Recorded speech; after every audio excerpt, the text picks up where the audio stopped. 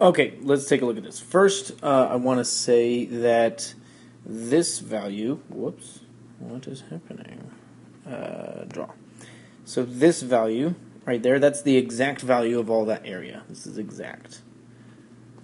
And so that's exact. This one, if I just plug in, because a Riemann sum, first I know that a Riemann sum approximate what definite integrals are, and that's just the area, the net area under a curve. So, and it approximates it with rectangles. So if I were to plug in 0, if I plug in I equals 0, I would get f of -5. So f of -5. That would be that value. That would be -4. -4 there. And this is times by 1, so the delta x is 1 in this case. The delta x here is 1/2, and the delta x here is 1. So, and the delta x is just the width of the rectangle. So if I were to draw this, the width of this rectangle would be 1 because of that, and it would look like this. That rectangle would look like that. If I plugged in the next value, which would be I equals 1, then I get -4, right? -5 plus 1 is -4. And that would be f of -4. That would give me this rectangle. And I'm going to continue doing this for all of my rectangles. This is what this sum is giving me. So I'm going to continue doing this. These are all the rectangles that it would give me. Now you can see that, first of all, here we're getting too much negative area. That's an under approximation. Here we're beneath the curve. We're missing out on this area, so it's still an under approximation.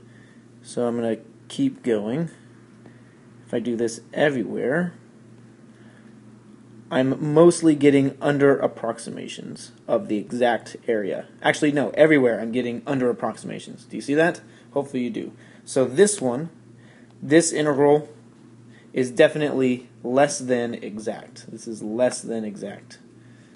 So this order is true for right now. I don't know if anything goes in between it, but this is definitely less than that. Let's see about this. Now this one starts at 1, I equals 1. But when you plug it in, it turns to 0. It's just like I minus 1, it turns to 0. This would be the same thing. Instead of writing in I minus 1, this is actually exactly the same as if you started at 0, went to 19, right? Because when this is, well, let's see, undo. This would be f of -5 plus just regular I over 2 times 1/2. Those are exactly the same. Let's see why. If I plug in a 1, I get a 0 on top here. Well, if I plug in a 0, I get a 0 on top here. So when I'm actually evaluating this, it'll be exactly the same. If I plug in 20, I get 19. If I plug in 19, I get 19. So you can adjust the limits on the summation by changing some things around with the I formula. But those are exactly the same. So if I look at this approximation, if I draw this out, let's see what happens. Or this, it doesn't matter. If I plug in a 1, I get 0 over 2, and that still gives me f of -5.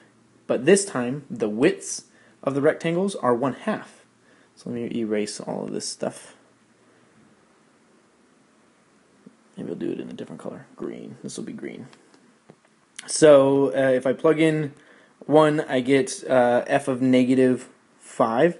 That's this rectangle, except for the width now is 1/2. So it goes halfway through. That's terrible. Whatever, close enough. And then if I plug in 2, I get 2 minus 1 is 1/2, so it's -5. Oh no, -4.5, so it's half. But these are still, sorry, that was bad. These are still under approximations, if you can see. Hopefully you can. I mean, it's getting more accurate, though. You're approximating less of an error, but it's still under approximations. That would be there halfway. halfway, halfway. Do you see that these still, I hope you see that these are still under approximations. If I do that for the whole time, I'm still missing out on all these little areas right there. So it's still an under approximation. It's just a little bit more accurate. Remember, the more rectangles you have, then the better approximation you have. So here, like I'm putting in a bunch of rectangles and using the width of 1/2.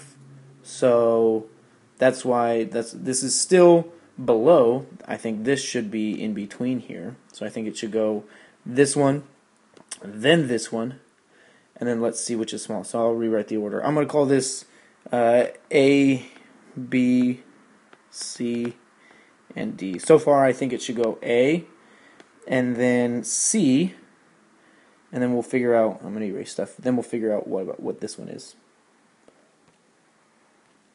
Okay, so let's take a look. If we plug in 1, what do we get? Automatically we get -4, right? -5 plus 1 is -4. So that means we're starting here. Undo. We're starting here, and the width of the rectangle is 1. We said that it was 1. Now is it going this way? No, we're missing out. I think we'd be going backwards, right? Yeah, I think we'd be going backwards. That's what I assumed. And then this one, undo,